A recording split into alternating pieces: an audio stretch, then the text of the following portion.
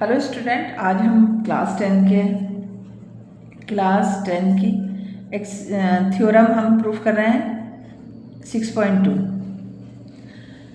यहाँ पर इसने कहा है कि 6.2 में if a line divide any two side of the triangle if the same ratio then the line will be parallel to the third side. अभी हम ये बीपीटी थ्योरम में हम ये बता चुके हैं कि अगर हम कोई पैरेलल लाइन ड्रॉ कर देते हैं तो वो क्या हो जाती है, वो डिवाइड कर देती है उसको दो हिस्सों में।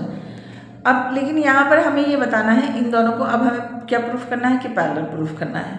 इन्होंने डिवाइड का कहा है तो गिवन में हमें इसमें AD अपॉन में DB तो है। उसके बाद हम यहाँ पर एक कंस्ट्रक्शन कर देते हैं ये देखने के लिए कि ये पैरेलल, ये थर्ड साइड ये एक दूसरे की पैरेलल हैं यानी, तो हमने यहाँ पर एक कंस्ट्रक्शन कर दिया ये DF, हमने एक लाइन यहाँ पर ड्रॉ कर दी DF। तो ये तो हमें उसमें 6.1 से हमें ये मालूम चल चुका है बीपीटी थ्योरम से कि AD अपॉन में DB और AE अपॉन में EC होता है।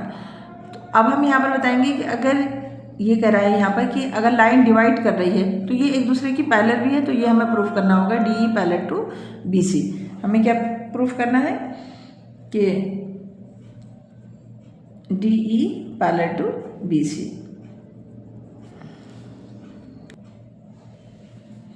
तो हम इस ट्रायंगल को देखते हुए हम यहाँ पर ले रहे हैं कि ट्रायंगल AD अपॉन में DB हो गया, DB हो गया इक्वल टू में AE अपॉन में EC हो गया, AE अपॉन में EC। कंस्ट्रक्शन में यहाँ पर लिख देना, कंस्ट्रक्शन में हमने लिख दी कि ड्रॉ अ लाइन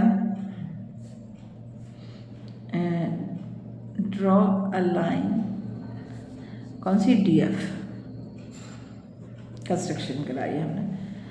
अब देखो ऐसे ही यहाँ पर लिखेंगे, इसे इक्वेशन 1 डालो और यहाँ पर लिखो AD। अब हम इसको देखते हैं, E को छोड़ते हैं, हम यहाँ देखते हैं हम AD अपॉन में DB इक्वल टू में AF अपॉन में FC, AF अपॉन में FC।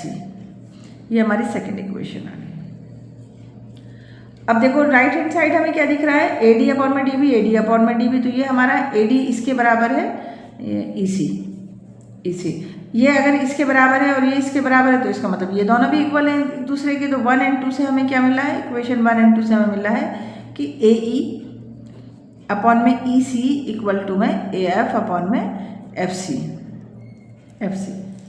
ये हमने यहाँ पर लिख दिया। अब क्योंकि हमें तो पैरेलल लाइन प्रूफ करनी है तो हम दोनों तरफ एडिंग 1 कर देते हैं यहाँ पर,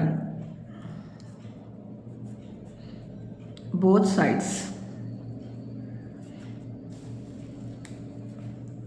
AE अपॉन में EC प्लस में 1 इज इक्वल्स टू में AF अपॉन में FC और प्लस में 1 कर दिया। अब LCM ले लो, ये इसको यहाँ पर पहुँचा दो। LCM हमने क्या ले लिया, EC, और यहाँ पर हमने क्या ले लिया, FC।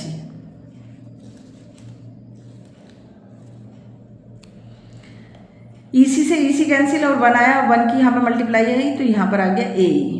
प्लस का साइन लगाया, EC से डिवाइड करेंगे यही आना है, मल्टीप्लाई करेंगे तो भी यही आना है। ऐसे ही यहाँ पर होगा FC से FC कैंसिल हो जाएगा, यहाँ पर आ गया AF प्लस में इससे इसको कैंसिल करेंगे तो 1 आएगा, वो FC से FC कैंसिल हो गया यहाँ पर।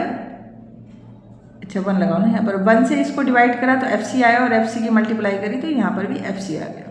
ठीक है, अब देखो AE प्लस में EC, AE प्लस में EC किसके बराबर हो रहा है, AC के बराबर हो रहा है। हमने यहाँ पर लिख दिया AC अपॉन में EC इक्वल टू में AC अपॉन में EC। ऐसे ही यहाँ पर देखा AF और FC किसके इक्वल हो रहा है, AC के इक्वल हो रहा है, तो ऐसे ही यहाँ पर फिर हमने लिख दिया AC अपॉन में FC। एक दूसरे से कैंसिल हो जाएगा, ये तो मालूम है ना, क्रॉस मल्टीप्लिकेशन करो, इसको यहाँ पर पहुँचा दो, इसको यहाँ पर पहुँचा दें तो ये कैंसिल हो जाएगा, तो यहाँ से ये कैंसिल हो गया, तो यहाँ पर क्या है 1। अब क्रॉस मल्टीप्लिकेशन कर दो तो हमारा आ गया FC इज इक्वल्स टू में EC, FC is equals to में EC। अब यहाँ पर बस देखना होगा, अगर FC तो है ही है, FC इक्वल आ रहा है EC के, तो इसका मतलब क्या हो रहा है, बस थ्योरम है बच्चों, करनी होती, कोई मुश्किल थ्योरम नहीं है, बिल्कुल आसान है कि इसके ये जो पॉइंट है E और F ये कोइंसाइड है, यानी कि दोनों एक ही पॉइंट पर आ रहे हैं, दोनों एक ही पॉइंट पर आ रहे हैं। बस हमें सिर्फ यही लिखना होगा। अगर हमने FC इज इक्वल्स टू में EC कर दिया, यानी कि ये F हो या EC हो, ये दोनों क्या है, इक्वल आ रहे हैं। इक्वल का मतलब ये है कि ये F और E दोनों क्या है, एक ही पॉइंट पर हैं। तो F C is equals to में F C is equals to में ई सी हो गया, तो हम क्या लिख देंगे, एफ और ई जो हैं या ई और एफ जो हैं वो क्या है, आर द कोइंसाइड, यानी कि एक ही पॉइंट पे है वो।